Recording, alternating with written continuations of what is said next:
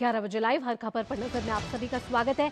अंतर्राष्ट्रीय खबरों का रुख कर लेते हैं। जॉर्डन में अमेरिकी सैन्य ठिकानों पर ईरानी मिसाइल हमले की कोशिश के एक दिन बाद अमेरिका ने जवाबी कार्रवाई करते हुए ईरान के कई सैन्य ठिकानों पर हवाई हमले किए हैं।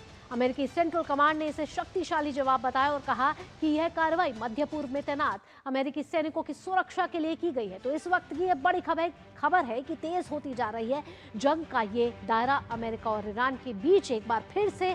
और ये बड़ी खबर हम आपको दिखा रहे हैं कि अमेरिका ने दावा किया है कि ईरान की ओर से दागी गई सभी मिसाइलों को पहले ही इंटरसेप्ट कर लिया गया था।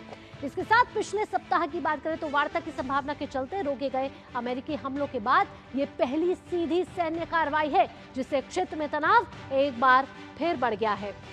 तो ट्रंप की ईरान को सख्त चेतावनी आई है और साथ ही आपको बता दें कि यहाँ एक बार फिर से तनाव जो है वो बढ़ता हुआ नजर आ रहा है। आइए अब आपको ग्राफिक्स का रुख करते हैं और ग्राफिक्स के जरिए आपको बताते हैं कि कैसे अमेरिका और ईरान के बीच ये जो संघर्ष है वो एक बार फिर से बढ़ता हुआ नजर आ रहा है। ये देखिए अमेरिका का जवाबी हमला, अमेरिका ने ईरान पर किए हैं एयर स्ट्राइक। वार्ताओं का दौर चला और एक संघर्ष विराम भी आया, लेकिन उसके बाद एक बार फिर से यहाँ जो मामला है वो तूल पकड़ता हुआ इसलिए जा रहा है क्योंकि ईरान का जॉर्डन में अमेरिकी ठिकानों पर हमला हुआ, जिसके बाद अमेरिका ने भी कार्रवाई करी। यानी कि एक बार फिर से दोनों के बीच तनाव नजर आ रहा है। सेंट्रल कमांड ने बताया कि ये शक्तिशाली जवाब था और साथ ही अमेरिकी सैनिकों की सुरक्षा को बताया कारण, और इस वजह से ये हमला अमेरिका ने ईरान की तरफ किया है और ये जवाबी कार्रवाई की गई है। ईरानी मिसाइलों को पहले ही इंटरसेप्ट कर दिया गया, यानी कि ईरानी मिसाइलें तमाम तरीके से आ रही हैं अमेरिका की तरफ और उसको इंटरसेप्ट किया जा रहा है। लेकिन अमेरिका यहाँ क्या कड़ी कार्रवाई करता हुआ नजर आ रहा है, क्या वार्निंग दी है ट्रंप ने, क्या चेतावनी दिया, ये आपको बताते हैं। इस हमले के बीच ट्रंप की ईरान को चेतावनी आई है। अमेरिकी ठिकानों पर हमले का जवाब दिया जाएगा और कड़ा जवाब दिया जाएगा, ये कहना है अमेरिकी राष्ट्रपति डोनाल्ड ट्रंप का। सैनिकों की सुरक्षा सर्वोच्च प्राथमिकता है। अमेरिकी राष्ट्रपति यहाँ कह रहे हैं कि सैनिकों के प्रति हमारी जो सुरक्षा है वो सबसे पहले है और उसके लिए चाहे जो भी करना पड़े वो हम करेंगे। रणनीतिक हितों की रक्षा का संकल्प यहाँ ट्रंप लेते हुए नजर आ रहे हैं। तो अमेरिका की तरफ से ये चेतावनी ईरान को एक बार फिर जारी की जा रही है। आईआरजीसी ने हमले की जिम्मेदारी ली है, यानी कि ईरान ने जो हमले किए हैं उसकी वहाँ जो जांच एजेंसियां उसने ये ज़रूर इसकी जिम्मेदारी ली है और अब ट्रंप की तरफ से चेतावनी जारी की गई है। लेकिन अगर वैश्विक बाजार की बात करें, तेल बाजार की बात करें, तो जैसे ही संघर्ष बढ़ा है इसका असर तेल बाजार पर भी पड़ता हुआ नजर आ रहा है। कच्चे तेल की कीमतों में बढ़त देखने को मिली है। ब्रेंट क्रूड 8% से ज़्यादा उछल गया है, ये अमेरिका की कड़ी चेतावनी के बाद और जिस तरीके से एक बार फिर से एयर स्ट्राइक हुई है। कच्चे तेल $90 प्रति बैरल पार कर जा चुके हैं। ट्रंप के हमले रोकने से आई थी राहत, यानी कि ट्रंप ने जब ये हमले रोके थे तो कच्चे तेलों का दाम जो है वो गिरा था, लेकिन फिर से ये तेलों के दाम जो है वो बढ़ गए हैं। नए हमलों से फिर बढ़ी है बाजार में चिंता और अस्थिरता यहाँ फिर से देखने को मिल रही है।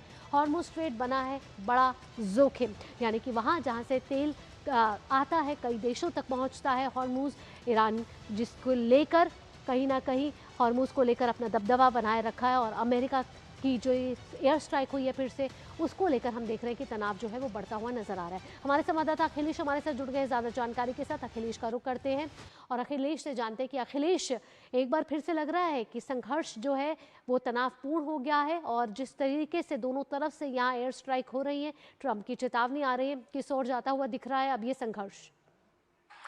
देखिए, निश्चित तौर पे ये जो संघर्ष है थमने का नाम नहीं ले रहा है और जो पूरी तरह से सूत्रों से खबर आ रही है वो यही आ रही है कि ईरान इस मसले पर अमेरिका को थका देना चाहता है और उनको थका देने की नीति ऐसी है, इस रूप में है कि जो पड़ोसी देश है ईरान के, पूरा जो वेस्ट एशिया जिसे हम कहते हैं या कुछ लोग मिडिल ईस्ट कहते हैं, ये पूरा मिडिल ईस्ट जो है, जो अगर ईरान के अलावा देखे तो वो सारे जो है अमेरिकन एलाई हैं, अमेरिका के सहयोगी हैं और इसकी वजह से उनके यहाँ काफ़ी विकास हुआ है। विकास के पैमाने काफ़ी बड़े हुए हैं, चाहे तो जॉर्डन हो या यूएई हो या बहरीन हो या सऊदी अरब हो, सबके अंदर एक विकास काफी बड़ा हुआ है। ईरान जबकि उस स्तर पर नहीं पहुंच पाया और इसकी वजह थी कि ईरान ने अपने आप को दुनिया से अलग थलग कर लिया था।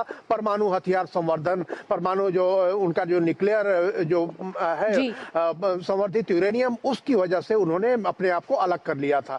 अब जो लगता है कि कई बार बातें हो रही हैं, सीज फायर अनाउंस हो रहा है और दूसरी बार भी जब सीज फायर अनाउंस हुआ था उस बार भी बढ़ा है और चेतावनी आई है। आखिरकार क्या कारण रहा, क्या तूल पकड़ा जिसको लेकर दोनों तरफ से इस समय एक दूसरे को धमकियां दी जा रही है?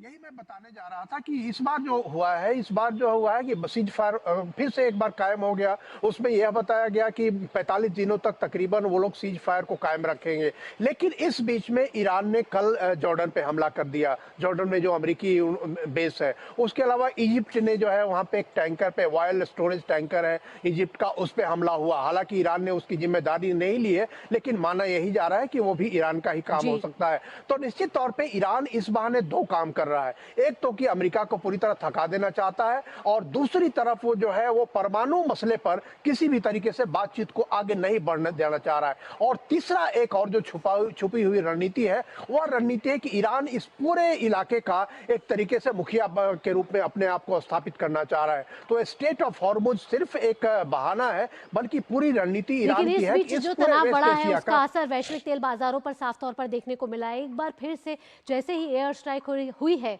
एक बार फिर से जो कच्चे तेल के दाम है वो बढ़ गए हैं। ब्रेंट क्रूड ऑयल का दाम बढ़ गया है, कई फीसदी 8% का इजाफा यहाँ देखने को मिल रहा है। तो तेल बाजारों में साफ तौर पर अस्थिरता नजर आ रही है अखिलेश।